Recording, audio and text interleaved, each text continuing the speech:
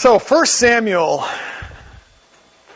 This is kind of an interesting book for us because I was thinking about this morning. There are so many layers in this. You look at an Old Testament book like 1 Samuel, and you got so much going on because there's themes that are woven in and out. There's characters. There's plots. There's all kinds of stuff, and it's always difficult to know exactly how to approach it. You could preach through a book like 1 Samuel 3 or 4 times and focus on something different every time. And so we're going to kind of do a mix as we go through this. There'll be some look at some characters like this morning. There'll be looking at themes that are present, theological themes, and God Himself as a character. We'll be looking at issues of sin and redemption and righteousness and whatnot. So it should be a good study for us here. Let's get just some basic background information out of the way first. 1 and 2 Samuel were actually one book originally, and they were broken apart into 2 books. And so really, 1 and 2 Samuel is one long historical account. The author is unknown. It's named 1 and 2 Samuel. Jewish tradition ascribes the authorship to Samuel, but it's kind of doubtful because he actually dies in 1 Samuel 25. It's kind of hard to finish the book when you're dead. Can't write a second one. And so it probably was not written by Samuel. All evidence seems to suggest that it was probably written at some time during the divided kingdom, because in the books it refers to Judah and Israel as 2 separate entities. Well, we know that did not happen until we're into the divided kingdom after Solomon. So it's probably written sometime during that divided kingdom. The events of the book actually fit between the book of Judges that we studied and then the book of 1 Kings. And again, it's an Old Testament historical narrative. It describes the events that take place over a 135-year period that goes from really the end of the period of Judges, where Israel was 12 tribes governed by individual judges. It covers that period from moving from that over 135 years into basically a kingdom, if you will, where you have a king ruling over Israel, and it actually takes us up to about Solomon. So again, a kind of a historical narrative that shows us about that transition. Now, what's interesting about that is you'll see as we go through the book, there's some sin involved where Israel cries for a king. They want a king. They're not satisfied with God being their king. And so it's the transition from going from sort of, in some respects, rejecting God's authority and leadership over them into a kingdom where they have an earthly king. But that was something also God provided for and predicted. So it's kind of an interesting thing how that's going to fit together for us, because it's sort of, God chastises Israel for crying for a king, but at the same token He put stipulations in the law under Moses describing how to behave when you have a king. So just again kind of looks at God's sovereignty and all of that. 1 Samuel actually covers half of this history. It's the time from Samuel's birth into Saul's reign, up to about King David. So it's the first half of that. Now, it's a difficult time in Israel at this point. You remember the study of the book of Judges that we went through. As we move through each one of those judges, Israel was on this sort of downward spiral. You hear the statement of, 3 steps forward, 2 steps back. With Israel, it was 2 steps forward, 3 steps back. And each time they got another judge, that judge was maybe a little more corrupt and a little less spiritual, a little less godly. And you remember there's a statement that was used, especially at the end of the book of Judges, but it was repeated elsewhere. In those days there was no king in Israel. Everyone did what was right in his own eyes. So it's kind of a difficult time in Israel's history as we went through the book of Judges because of their own sin, their involvement in the land with the other gods and the Canaanite culture and whatnot, worshiping at the high places, but also because these judges weren't very good judges. Something else that was happening at this time was the priesthood had also become quite corrupt. We won't look at this now, but in 2 Samuel 2, it talks about how corrupt the priests had become in Israel as well, which kind of makes sense considering they were worshiping Baal and up at the high places and everything else. And so we had these corrupt or these less than ideal judges that were supposed to rule Israel's tribes. We had priests that had been corrupt and involved themselves with all kinds of religious practices that were offensive to God. They also were sort of financially corrupt, and we'll see that in our study of 1 Samuel.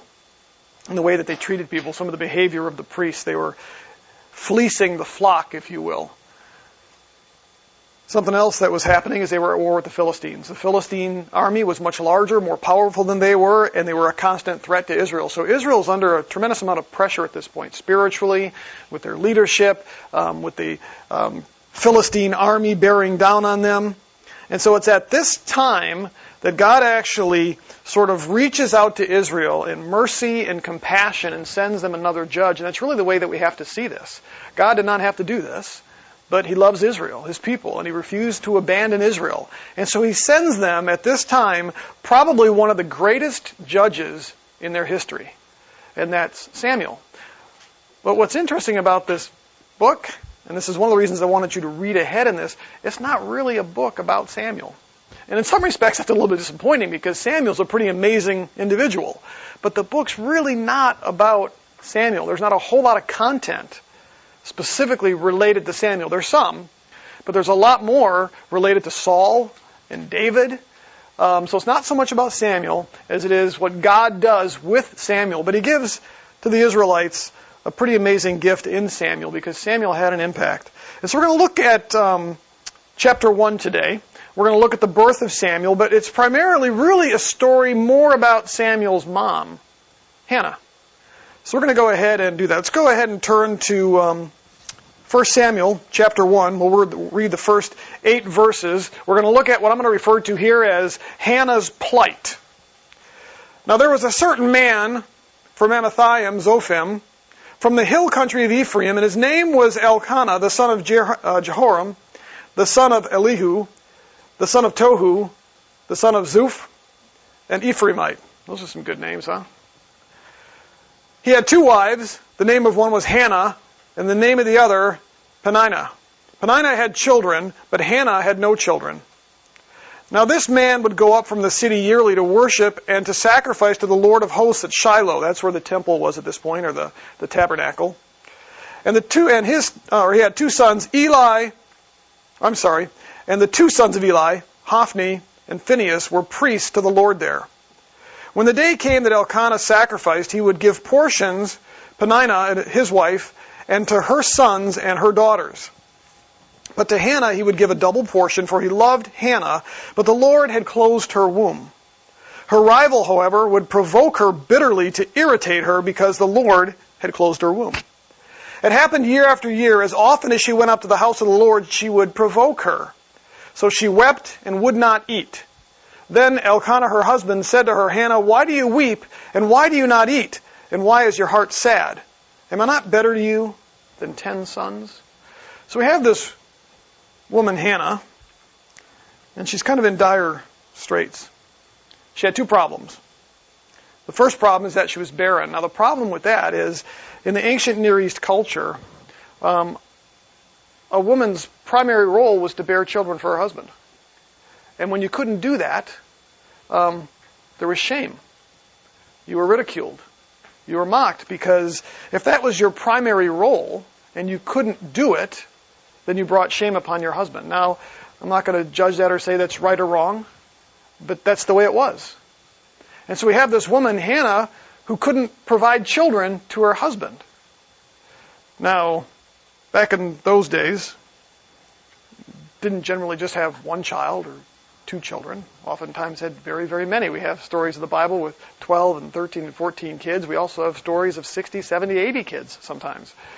It was an important role for a wife to provide children to her husband, and Hannah couldn't do that. Now, monogamy, just having a single wife, was actually the norm in the ancient Near East, kind of like it is here. But that doesn't mean that they didn't marry additional women. We do have examples of that, even King David and others. That was a violation of God's law. But even in the ancient Near East, outside of Israel, having just 1 wife was the norm. However, their legal contracts, their marriage contracts, did provide for a husband to marry another woman when his first wife couldn't provide children. And the reason was he was supposed to have children. And so we have this man, Elkanah, who goes out and he marries a second woman. Now, the reason we know that Hannah was probably his first wife is because she's mentioned first. That was the author's intent. And so it appears that what Elkanah did was, because Hannah could not produce children for him, he went and he married another woman, primarily for the purpose of providing offspring to him. And that was her second problem. Because this rival, this woman, could provide children. In fact, she was quite the fertile myrtle, if you will. It refers in verse 4 to all of her sons and daughters. I think there's something else here. We always have to look at writers in Hebrew. The Hebrew language is very, very poetic. And partly for that reason, as they write, even narrative, there's things they do with the text, little clues here and there. And I would suspect that the reason that Elkanah in verse 8 says, "Am I not better to you than 10 sons?" is probably because he had at least 10 sons from his second wife. And so we have this rival of Hannah's, this fertile myrtle that's providing all of these children for her husband. And she doesn't let it rest there. What she does is she mocks and she mistreats Hannah. You can maybe see why.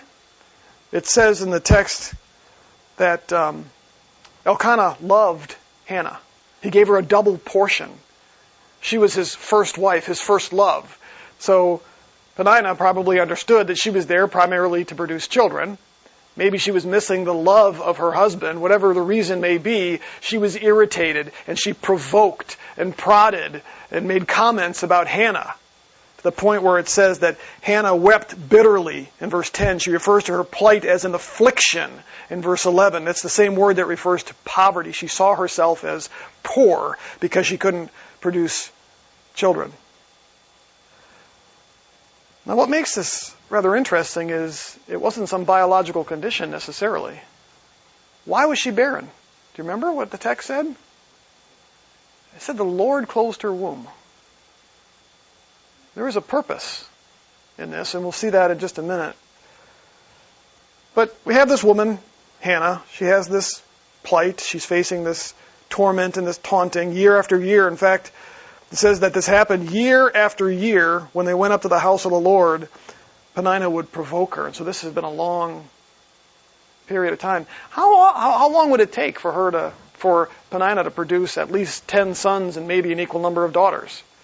And we're talking years and years. And so that's what Hannah faced year after, probably at least a decade or two of this torment. And so she's a broken woman in some respects. Like I said, weeping bitterly, calling it her affliction, her poverty. What's the lesson in this for us? Why would the Lord start with something like this? You know, it's hard sometimes to draw out principles in this, but one thing that I look at when I see this is, Hannah is in a situation where she didn't get what she wanted, right? Life is difficult sometimes.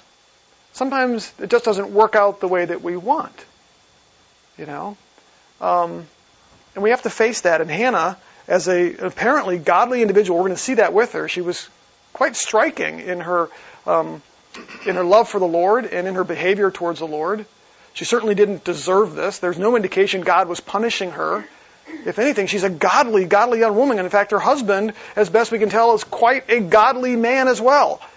We can't hold it against him for marrying another woman because, again, that was just natural and normal in the culture and society. Even we see that again with David and others. Doesn't excuse the sin, but he was a righteous man. So certainly we can't say that she was being punished. But she was facing difficulty. James reminds us in the first chapter of James that we face difficulties and trials, and that God has purpose in that. So I think one of the principles we draw from this is that just because we love the Lord, or just because we know Jesus, just because we love the Lord or whatever, does not necessarily mean that everything's going to be rosy, everything's going to go as planned.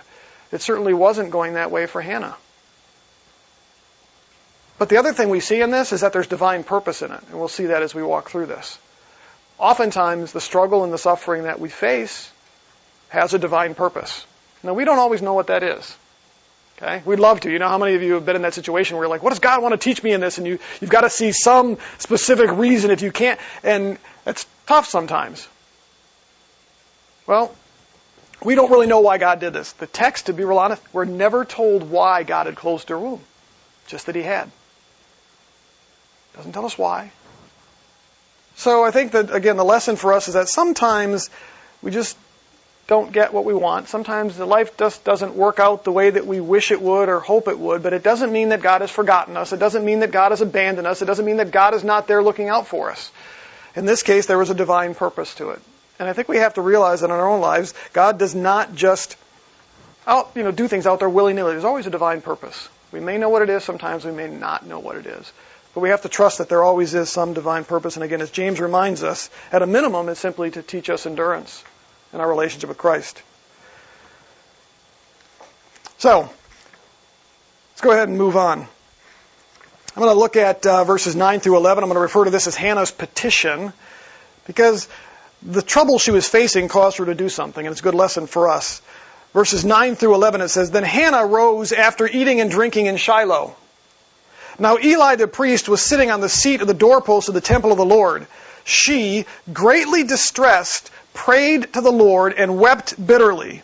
She made a vow, and she said, O Lord of hosts, if you will indeed look on the affliction of your maidservant and remember me, and not forget your maidservant, but will give your maidservant a son, then I will give him to the Lord all the days of his life, and a razor shall never come upon his head. So, this difficulty drives Hannah to do two things. The first one is that she prays. We see that she goes to the temple. It says that she is greatly distressed in verse 10. So she prayed to the Lord, and during this time she wept. But she didn't just cry. It says she wept bitterly. How many of you have ever been in a position like that? There's no simple prayer here. It's about as earnest and desperate as somebody can get. Now, I have to believe that this probably wasn't the first time she had done this. She probably had, after 1 or 2 decades, finally went, Lord, I've had this, so I think it's time now to pray. This was probably, the text doesn't tell us, but the fact that we find her in the temple here, probably something she had done year after year. Because it says that every year she would go up, and every year she would be provoked by her rival. I would imagine she found herself in the temple oftentimes with this exact same prayer. Which might explain one reason why it's such an emotional thing for her. Why she is weeping bitterly. Why she is greatly distressed. Maybe the Lord wasn't going to answer her prayer. How many of you have been in a position where you've prayed for something and prayed for something and prayed for something, and you kind of wonder if God's hearing your prayer? So she was there. So the first thing she does is pray. The second thing she does is she makes a vow. That's verse 11. It says, She made a vow and said, O Lord of hosts, if you will indeed look upon the affliction of your maidservant and remember me, and not forget your maidservant, but will give your maidservant a son. There are 3 phrases she uses here that indicates that she understood full well that having a child, specifically a son, would require an act of God's divine mercy. She first uses the phrase, look on. She then uses the phrase, remember me. And then lastly, she uses the third phrase, She uses the third phrase, which is do not forget. See what those all kind of have in common? It's God looking upon me, not remembering, and not forgetting. She understood that in order for her plight to be overcome, it was going to require an act of God. Well, it's understandable. She's there praying. But she does something remarkable in this promise. She promises, or in this vow, she promises to give back to the Lord. Look at what it says in verse 11. Then I will give him to the Lord all the days of his life, and a razor shall never come on his head. So the promise here is pretty remarkable because of what she's willing to do. Her statement of no razor coming onto his head probably means that she was committing him as a Nazarene. A Nazarite vow was something an individual would make where they would go to the temple and they would vow themselves to service at the temple for a set period of time. And then when that set period of time was done, they were released from that vow. But it was always a temporary thing. In this case, you notice this is no temporary thing because she says all the days of his life. So she was basically taking and committing her son back to service at the temple, back to God's service for all the days of his life. Now think about that for a moment. For years and years and years, she desired to have a son and couldn't have a son. But when she makes this vow, she says, just give me a son and I'll give him back to you. Giving up the very thing that God had given to you, that's a pretty significant thing.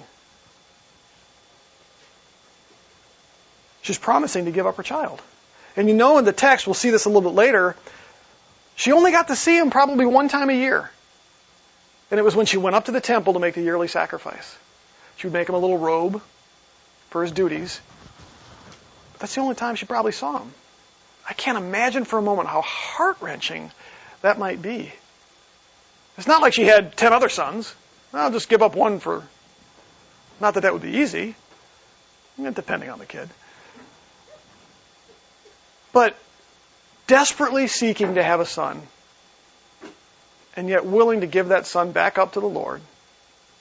I can't imagine how gut-wrenching that would be, and yet that's what she's willing to do. What's the lesson for us? When we look at Elkanah has this issue. He can't have kids, and so he chooses a human solution. Has another wife to produce the kids. Okay? Hannah doesn't have that option, does she? Hannah can't find a human solution to her problem. And today, we have other options when it comes to, trying to do fertility treatments or other things. There's things we can try that, with God's blessing, maybe will work. But they don't always work.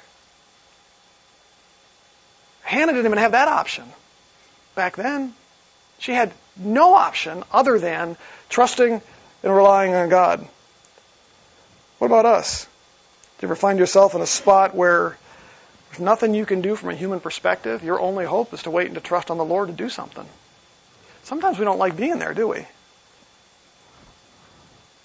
That's the only thing Hannah could do.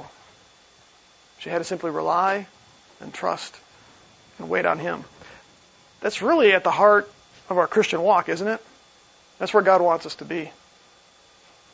It's funny, when Israel had everything they needed, they got fat and happy, and look at what happened to them. I wonder sometimes when we look at the Christian church in America here, I'm going to use a phrase that maybe won't make you comfortable, but in many respects it's pathetic. When you look at what passes as Christianity today, we have no clue what it means to suffer. We have no clue what it means to be persecuted. Now, we face persecution. Did you hear what's happening recently now in China?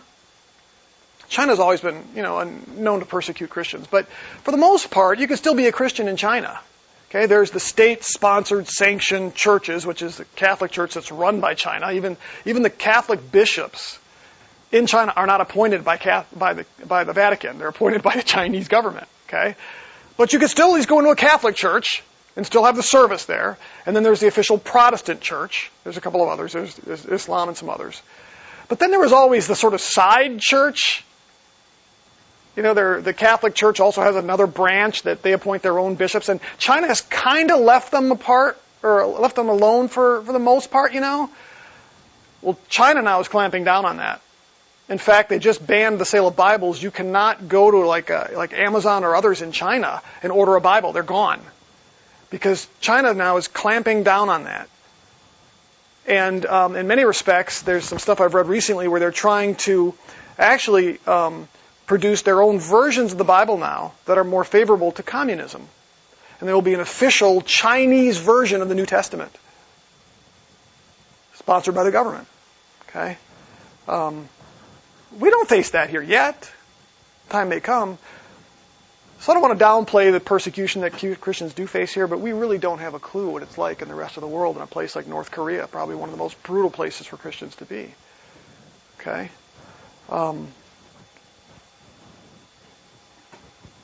When we get everything we want all the time and things are just easy, I think our faith struggles sometimes. And so in many respects we need those difficult times because it's where we fall back and rely upon God. Now, that doesn't mean that God's going to be up there making our lives miserable because of that, because He loves to bless us, and He did that with Israel. It's just that Israel didn't respond properly half the time. They got fat, happy, and lazy, and that happens here with the church in some respects, too. So I think the lesson here with Hannah for us is we look at her and we think she had no other hope but to just turn to God and look at the promise she made, the faith that must have required. That's the way our faith should be, I think. Let's look at verses 12 through 18. I'm going to call this Hannah's piety. Verses 12 through 18. Now it came about as she continued praying before the Lord that Eli was watching her mouth. As for Hannah, she was speaking in her heart, Only her lips were moving, but her voice was not heard, so Eli thought that she was drunk. Then Eli said to her, "How long will you make yourself drunk? Put away your wine from you." But Hannah replied, "No, my lord, I am a woman oppressed in spirit. I have drunk neither wine nor strong drink, but I have poured out my soul before the Lord. Do not consider your maidservant as a worthless woman, for I have spoken until now out of my great concern and provocation." Then Eli answered and said, "Go in peace, and may the God of Israel grant your petition that you have asked of him." She said, "Let your maidservant find favor in your sight." So the woman went away and ate, and her face was no longer sad. You know, in James 4:8 we read this, "Draw near to God, and he will draw near to you." I believe that's what we see here with Hannah. She's in the temple. She goes to the temple because that's where God could be found. She begins to pray. It says we find her praying in her heart with her lips moving but no words coming out. It says that she's oppressed in spirit. It says she's pouring out her soul, her very soul, to the Lord God. It says she's praying out of her great concern and provocation. So she asked the Lord for a blessing. She asked the Lord's priest for a blessing. I think what really stands out for me in this passage is what we see at the very end of it. Look at verse 18 again. So the woman went away and ate, and her face was no longer sad. Notice when she got there, she wasn't eating. Her husband was concerned because he's trying to give her a double portion, and she's just picking at the food. She couldn't eat. She was distressed. But here it says that she gets up, she goes away, she eats, and says her face is no longer sad. Now, did her circumstances change? No. She still has no son. And there was no promise here that God didn't give her this deep, booming bass voice and say, "You've got your son." So she, yay, she walked. Nothing had changed at this point yet. And yet her countenance had changed. Philippians 4:6 and 7 says this, "Be anxious for nothing, but in everything by prayer and petition, with thanksgiving, let your requests be known to God. And the peace of God, which surpasses all comprehension, will guard your hearts and minds in Christ Jesus." I think that's what we see here, and I think that's a lesson for us in this. I think the reason that Hannah went away with her spirits lifted was because she had sat in the presence of God, and the peace of God had done a work in her heart. Have you ever been in a situation like that yourself, where you're distressed, you're having a difficulty, and don't know what to do? So you spend some time praying and maybe find that your spirits are lifted even though the circumstances haven't quite changed yet. Yeah, because that's the way God works. That's more a testimony to God than it is Hannah in many respects. Because Hannah couldn't manufacture that kind of peace. And to be real frank, we can't either. There's no way we can manufacture that, which is why God does it. But again, Philippians tells us that we first have to go with prayer and supplication and thanksgiving. Which means that when we face difficulties like Hannah was facing, if we want the peace, if we want that overwhelming sense of things are going to be okay, not knowing if the circumstances are going to be changed, the only place that peace is going to come from is God. Because He will guard our hearts and minds. But it requires that we go to Him with prayer and petition and thanksgiving. You know, I have been blessed tremendously by Jennifer's posts regarding Walker. I mean, they've gotten great news, but their perspective from day one has been to bless God and to be blessed by God through this. Now, I'm thrilled by the fact that God appears to be doing everything we had hoped He would do with Walker and healing his cancer and moving him forward. But I get every impression from them that their rejoicing is not as much over that as it is just seeing God work and what God has done, the number of opportunities He's provided, the witness that He has provided through Walker with the doctors and the nurses and the staff and the other people. Their peace has come from one place, and it's because of crying out to the Lord. And He has done exactly what He promised He would do, which is to guard their hearts and minds. And if you've ever been in a place like that, then you know what that is. We've had a few instances in our life where we've been challenged. One of them was Kimberly in the hospital. I think I've shared this. We were told Kimberly had cancer, and it was a very deadly form of cancer without much hope for healing. About 80 to 90% of kids that had it die from it. That's what we were told. Now, in the end, a week later, we found out it was all benign. But I remember something. That first night, man, I couldn't sleep. I cried all night long before we were able to go to Children's Hospital. We were told the news. We had to go to Children's Hospital, and I cried all night long. And I made a choice on how I was going to handle that. And I began to send out emails talking about God's grace and His mercy and how He would guard our hearts. And man, I tell you, I've never felt the kind of peace I felt that week. Thinking that I may lose my daughter, and yet at the same time, this overwhelming sense of peace and comfort. And what's interesting about that is I didn't do that simply because I was mature. I had a friend of mine, Steve knows him, Phil Huey, whose daughter had died suddenly or actually was in the hospital immediately because of an asthma attack. And he had sent out these emails every day as they were watching her, and she ultimately died. I was blown away by what he was sharing in his emails and the goodness of God and the grace. And he actually preached her funeral. And it was a short time afterwards that this stuff happened with Kimberly. And I thought, I was so encouraged by Phil and how God had worked with Phil that I was encouraged to do the same thing myself. Just drop to my knees, trust that the Lord would provide the peace to be able to get through the difficult time. And He did. And like I said, in our case, it ended up okay in the end. But it was neat to see God work. And that's exactly what we see with Hannah here. Let's move on. I'll look at Hannah's provision. We're going to look at verses 19 and 20. It says, Then they, which would be Hannah and her family, arose early in the morning and worshipped before the Lord and returned again to their house in Ramah. And Elkanah had relations with Hannah his wife, and the Lord remembered her. It came about in due time after Hannah had conceived that she gave birth to a son, and she named him Samuel, saying, Because I have asked him of the Lord. I love the way that this is worded here. It doesn't say that Hannah went home and she and her husband had a baby. It doesn't say Hannah got pregnant. What does it say? What does the text say? The Lord remembered. What do you think the author's trying to tell us? This is all about the Lord remembering Hannah. She had said, remember me, don't forget me. Remember, divine act. This wasn't just the fact that, I have a friend of mine, in fact, Steve and I know him, Dave Johnson.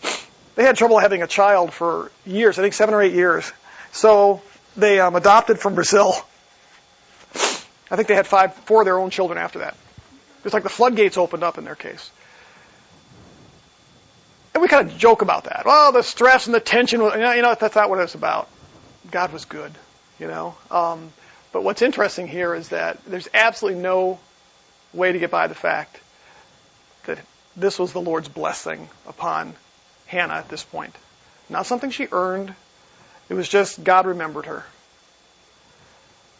Doesn't always work out that way. In this case, it did for Hannah.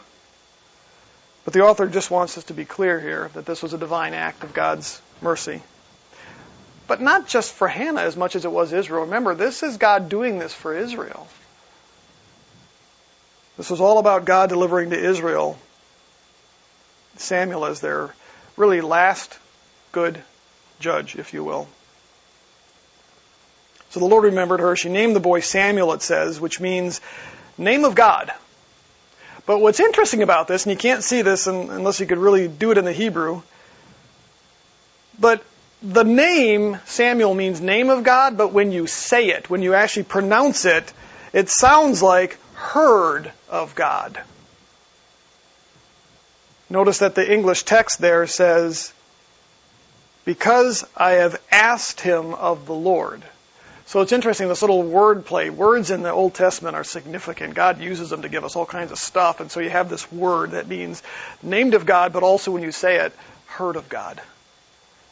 That she had been heard of God, and God provided her with a son. So the lesson for us in this, I think, is primarily this. Hannah not only experienced God's mercy and grace But she recognized that it was exactly that, God's mercy and grace. I think sometimes we get sort of callous to this. In other words, we just look at our lives and things happen and we don't sit back and say, wow, this was a direct act of God. Whatever it is, it's just happenstance. We get a promotion at work and it's because of our hard work, or whatever it is. She gave credit where credit was due. Now, in her case, it was pretty radical.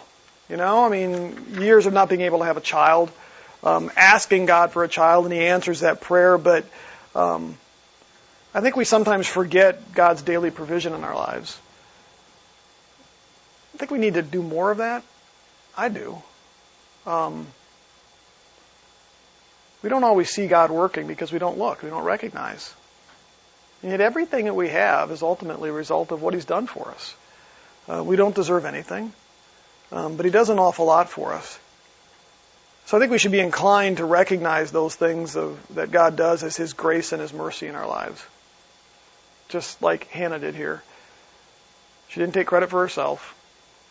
She gave it completely to God, even named her son after that. Let's go on to Hannah's promise. Look at verses 21 through 23. Then the man Elkanah went up with all of his household to offer to the Lord the yearly sacrifice, we're talking a year later now, and pay his vow. But Hannah did not go up, for she said to her husband, I will not go up until the child is weaned. Then I will bring him, that he may appear before the Lord and stay there forever. Elkanah, her husband, said to her, do what seems best to you. Remain until you have weaned him. Only may the Lord confirm His word. So the woman remained and nursed her son until she had weaned him. Basically what we have here is weaning generally, you breastfeed your children till they're about 3 or 4 years old in the Old Testament. And so she's basically asking for that she wouldn't deliver Samuel to the temple until he had been completely weaned, which again is going to probably be 3 or 4 years. Now, what's kind of interesting about this, it's probably a pretty significant time of bonding as well, you would think. You spend the first 3 or 4 years with your child, that whole time knowing that ultimately in the end, you're going to be giving him up. So when we think about what we did a few minutes ago, which was this promise, give me a son, I'll give him back to you, add to that 3 to 4 years now with your child. How much more difficult might that be at that point, if you can even, it'd be difficult, period. But this 3 or 4 year period of weaning this child, knowing that ultimately you would be presenting this child to the Lord at the temple, and now only able to visit once a year. You can imagine again how that would be. I think a lesson for us as we look at this is we see Hannah as somebody who took her vow to the Lord seriously. Now you could actually redeem a vow. The Old Testament provided if you made a vow to the Lord, you could purchase it back in some respects. So Hannah could have said, you know what? I kind of want to keep Samuel now. Could have gone to the temple or the tabernacle in Shiloh, paid a fee, if you will, made a sacrifice, and redeemed the vow and kept Samuel to herself. It was all permitted by the law. There would have been no sin in doing that. But she didn't do that. She had promised God that she would deliver her son to His temple for His service, and she was absolutely intent on doing that. There was no backing out. So we find that the Lord actually is first and foremost in her mind here. She had promised Him something, she was going to fulfill it. It's interesting. Luke chapter 14, Jesus warned His followers that there's a cost to discipleship, and that they should weigh that cost before deciding to become His disciples. The Old Testament warns us about taking vows, because if you take a vow and you don't fulfill it, there's consequences. So the rule was, don't make a vow. Just don't make a vow. Avoid it. But if you do, you're obligated to fulfill it or to redeem it. Jesus has that same basic philosophy when it comes to discipleship. He told him, He said, look, don't just say the prayer and come to me. You better consider the cost. There's cost for discipleship. When we commit our lives to Christ, when we accept the gospel, God's gift of salvation, in essence, we're promising to live our lives in accordance with the gospel. We already covered this in both Ephesians and Romans, where we're told that our lives are supposed to be a living sacrifice to the Lord. We see that in Hannah here. She was given everything she had at this point. The son was it. And that's what she's willing to give.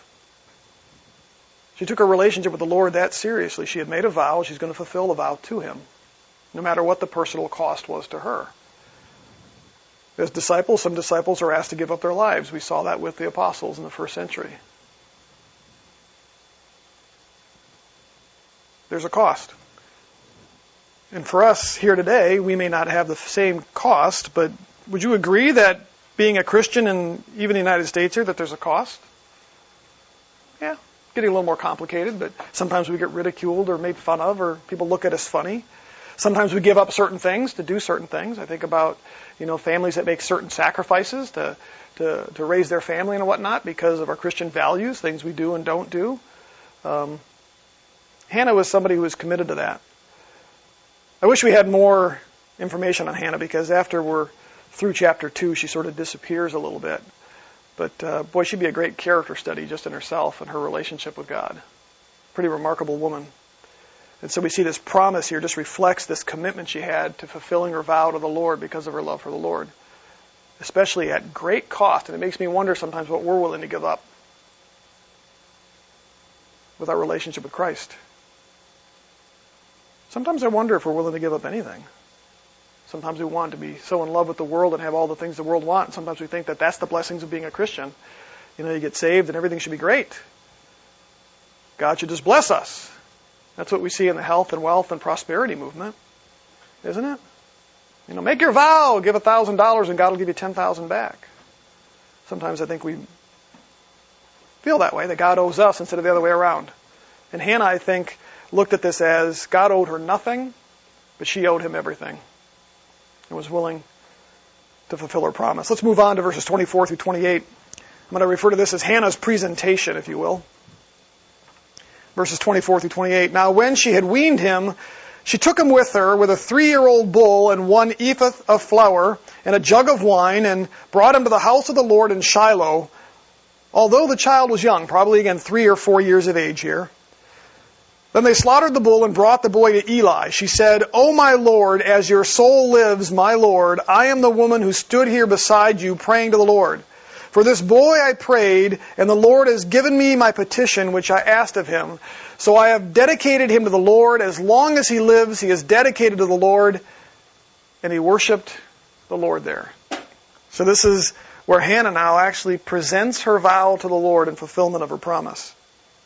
Now there's some disagreement on the text here, and it's because the original Hebrew text, there's different, I'll call them traditions. Basically, our Bible isn't just one thing. There isn't just one book of Samuel that we discovered one day. There's texts.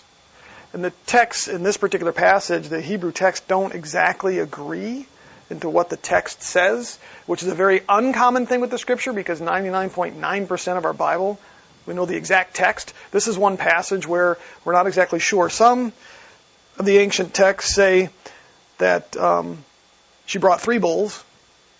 One say 1. They disagree a little bit on the offerings that she brings here. But the one thing that we can agree on with this text is that her offering here that she makes is actually way above and beyond that was required by the law. The amount of flour and wine that she brings, if she only brought 1 bull, the amount of wine and flour she brings is about 3 times more than was expected.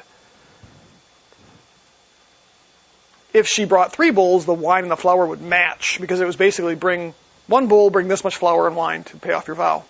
Okay? So either the flour doesn't match or the bulls don't match. There's something here, but either way, she's going way above and beyond the Old Testament requirement, which again kind of gives us some insight into her and her thankfulness. So here she is bringing her son up, ready to present her son to the temple, knowing now she's going to have to leave and go back home without her son. But she's not doing it begrudgingly. She's not doing it with a depressed spirit. She's even brought extra offerings to bless God. She's going above and beyond, which means there's a certain amount of joy in what she's doing, a certain amount of affection for God. And when you look at what she does here, we would have to say that there's a number of other things that we find in this. It's an act of worship, for one. The second thing is that it's an act of thankfulness. And the third is that it's an act of dedication. So all of this, as we look at what she's doing, it's an act of worship, it's an act of thankfulness, and it's an act of dedication to the Lord. Imagine if we sort of saw ourselves that way when we come to church on a Sunday morning. Do we look at that as an act of worship? Do we look at that as an act of dedication, an act of thankfulness? Sometimes we do. Sometimes we come because of the music, Sometimes we come because of the kids programs, or sometimes we come because of all these things. And I'm not saying those are wrong, but when we come before God to worship, it's supposed to be more than that. And we look at Hannah here, again, she's bringing her child, and I can't get past this. She's bringing her child, she's going to be going home, there's going to probably be some tears as she walks out the door, as she leaves the temple. But boy, she's there to worship and to thank God and to present gifts and offerings, and even goes above and beyond what's expected. Gives more than what she had to give. I would almost expect it to be the other way around. I'd expect her to be walking in going, man, this is going to be a terrible day. I made this vow. Maybe it was a mistake. I don't know if I can do this. She goes to the temple. She stops. Can't go in the door. Maybe Elkanah's going to say, no, you have to do this, and maybe pushes her a little. But there's none of that at all. That's pretty remarkable. So we have this amazing presentation here. I think the lesson for us is to look at Hannah and to say, she didn't do it begrudgingly. She went above and beyond. That's the way our worship is supposed to be, is it not? Our whole relationship with Christ is supposed to be that way. How many times do we do things begrudgingly as believers? Do it because we have to. If God expects it. Even, giving financially maybe is one of those things where sometimes, we struggle. Or whether it's doing things, giving of our time, giving of our talents, giving of our abilities, where it's done begrudgingly or with a certain amount of reservation. I think those are all normal things. I think we all face that, don't we? You don't have to raise your hand. But if you're anything like me, yeah, I'll be frank. And what's funny about that is that's nothing compared to what Hannah had to do. That is nothing compared to what Hannah had to do. She's this great example for us. As I said, I wish we had a whole book just on Hannah. Kind of reminds me of the book of Ruth, you get this amazing character study. I wish we had that on Hannah here. What a delight she must have been. To be in the place that she was at, where being ridiculed and mocked, and yet her faith in the Lord was strong. And we see that reflected all the way through the process, making this promise and following through on the promise. And then when she goes to fulfill that promise, does it with a certain amount of joy, a heart of worship, a heart of dedication, and a heart of thankfulness. It's a great example for us, isn't it? I wonder sometimes what our greatest witness is, and I don't think it's when we go out with the 4 spiritual laws. I think it's when people see how we behave as Christians, how we handle adversity, how we handle difficult times. I think that the walkers have probably had the most significant ministry experience in their lives as a result of what they're going through right now. Would anybody agree with me on that? I mean, the opportunities, even I talked with Hunter, and he was explaining to me, he's like, some of these people that he works with, you couldn't say squat. You couldn't open your mouth. You really couldn't get in. They weren't, and mostly because they weren't interested. Not because it'd be mean, like, don't share that with me, but rather just not interested at all. But the opportunity he's had to just talk about the Lord, talk about what he's doing in his son's life. He's like, nobody shuts him down for that. Doors are wide open, People learn more about Christ from watching us as Christians handle adversity and just live in our lives in a way that honors and glorifies God. When they see us go through a difficult time and they see us get mopey and depressed and just bitter and angry and upset and blaming God or whatever it is, that says one thing about the God we serve and about our faith, doesn't it? But when they see the peace of God going way beyond our understanding and seeing the peace that we might have, or the thankfulness we might have, or the contentment we might have, even though circumstances haven't changed, I think it makes people curious. How can you have the faith you have going through what you're going through? Don't you just get mad at God sometimes? That's what they expect.